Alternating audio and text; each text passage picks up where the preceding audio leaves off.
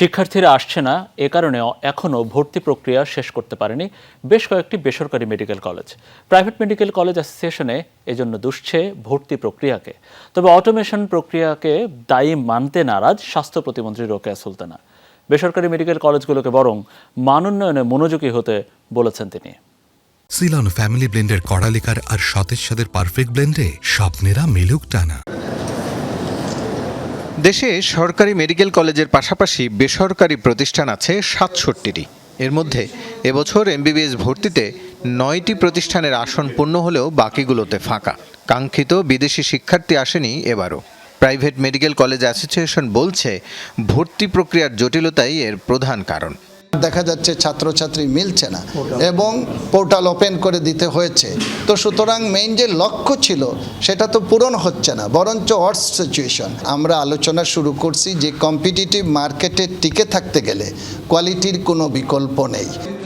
রাজধানীর সিরডাপ মিলনায়তনে এক অনুষ্ঠানে জ্যেষ্ঠ চিকিৎসকরা বলেন, প্রাইভেট কলেজগুলো দীর্ঘদিন ধরে চললেও এর অনেকগুলোই মানসম্মত নয়। আছে অভিজ্ঞ শিক্ষকের ঘাটতিও। জানান, মেধাবীদের বাদ দিয়ে বেশি টাকায় কম মেধাবীদের ভর্তির সুযোগ বন্ধ করতে চালু হয় অটোমেশন পদ্ধতি। এছাড়া ইউরোপ আমেরিকায় দেশীয় শিক্ষার্থীদের গ্রহণযোগ্যতা কমে যাওয়ার কারণেও কমছে শিক্ষার্থী। আমাদের অবশ্যই মনিটরিংটা স্ট্রং করতে হবে। এটা আপনারা সবাই যারা এখানে আছেন মেডিকেল কলেজ চালান তাদের স্বীকার করতে হবে।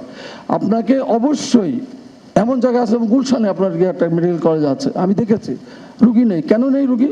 তার পলিসি চেঞ্জ করতে হবে। দেয়ালে পিঠ থেকে যাওয়ার মতো অবস্থা হয়ে গেছে। কাজে কোয়ালিটির প্রশ্নে আপোষ করার কোনো বিকল্প নেই। এটা আমার ১ নাম্বার, এবং এইটা দেখে ভালো লাগছে যে আপনারা সেই কথাটার মধ্যে আসছেন।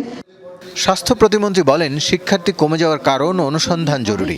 তবে অনিয়ম বন্ধের জন্যই ভর্তি প্রক্রিয়ার আধুনিকায়ন করা হয়েছে। তারা কিন্তু কিছু একটা টাকা দিয়ে জ্ঞান অর্জন করতে আসে, সেই কোয়ালিটিটা কেমন এটা কিন্তু মানুষ বুঝতে চেষ্টা করে। কোয়ালিটি মেনটেন না করলে কারো কোনো কাজ করা উচিত না, সে যে সাবজেক্টেরই হোক না কেন। সত্যি কি অটোমেশনের জন্য ছাত্র কম, না অন্য কোনো কারণ আছে? এটা আমাদের তলিয়ে দেখা উচিত। সারা দেশে সরকারি বেসরকারি মিলে মেডিকেলে ভর্তির সুযোগ পান ১১,০০০ শিক্ষার্থী। রাসেল আহমেদ, যমুনা নিউজ, ঢাকা।